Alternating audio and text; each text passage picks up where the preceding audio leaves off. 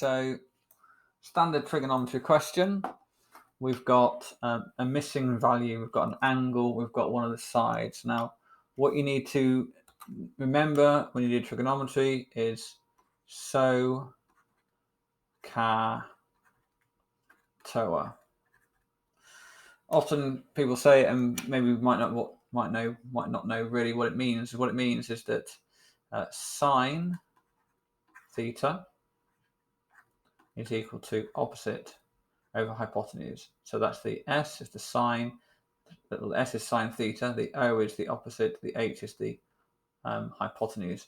The O means opposite the angle. Okay, so if we look at this triangle here, the angle is 76. So the opposite, if I were to get this, in fact, maybe a good way to do it would be to use colours to help us to see what's going on. Let's redraw those using different colours. So we'll go pink is the opposite, and then we'll do purple is the hypotenuse, and we'll do green is the adjacent. Adjacent means next to.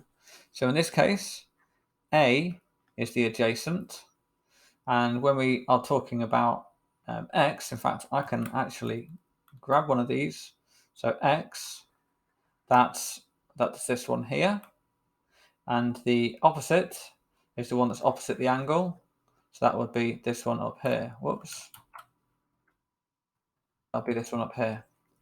So what we want is X. So that's the hypotenuse. So let's just finish learning these values. Sine theta, SO, so means sine theta is opposite over hypotenuse. Cos theta is adjacent over hypotenuse. And tan theta is opposite over adjacent. So we look at what do we want? Well, we've got the adjacent, we want the hypotenuse, we've got the angle, obviously. So if you don't have the angle at all, then you're not looking at trigonometry. You're thinking about, or if you don't want to work out the angle and you don't have the angle, then you want to be looking at Pythagoras, not trigonometry. We've got the angle, we've got one of the sides, so we know it's trigonometry. You could have had two angles and want to know the angle, that would still be trigonometry. So we've got A, we're looking at something to do with A and H, so that sounds like A, and so we got Ka, so it's Ka. So cos theta, or we should say cos 76, is equal to adjacent over hypotenuse, which is 15 over X in this case. Then we just need to rearrange it. So we use the triangle. We can use a triangle as well. So let's put these so into a triangle. We got the SOH, CAH. Oh, we won't do the tan right now because we're running out of space. But for this one, cos, it's we want to work out the hypotenuse. So that is going to be A over H. So A over C. Sorry.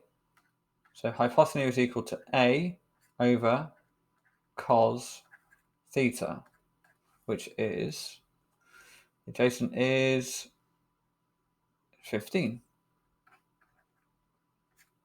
The angle is theta is 76, so it's cos 76.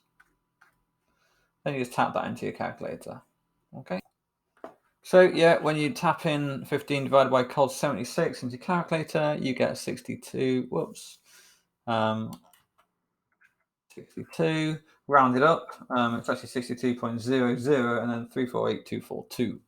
So 62 is the answer. 62 meters. 62 meters.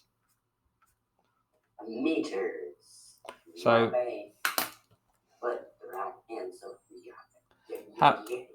So pause the video and have a quick go at the next one. I'm going to do it real quick in 3, 2, 1. Make sure you pause the video, and now I'm going to do it real quick. See if you can follow along. That's the hypotenuse. that's the adjacent. That's the opposite. We're looking for something with A and H because we're looking for the hypotenuse. We've got the adjacent. We've got the angle. So we're going to use cos because A and H sounds like and we want ca. What do we have to do this time? We want to work out the hypotenuse again. We're going to use exactly the same form rearrangement as last time. H equals A over cos theta. So x, which is H, equals A over cos theta, which is equal to 11 over cos 51 equals cos 51 14.5 rounded up to one decimal place.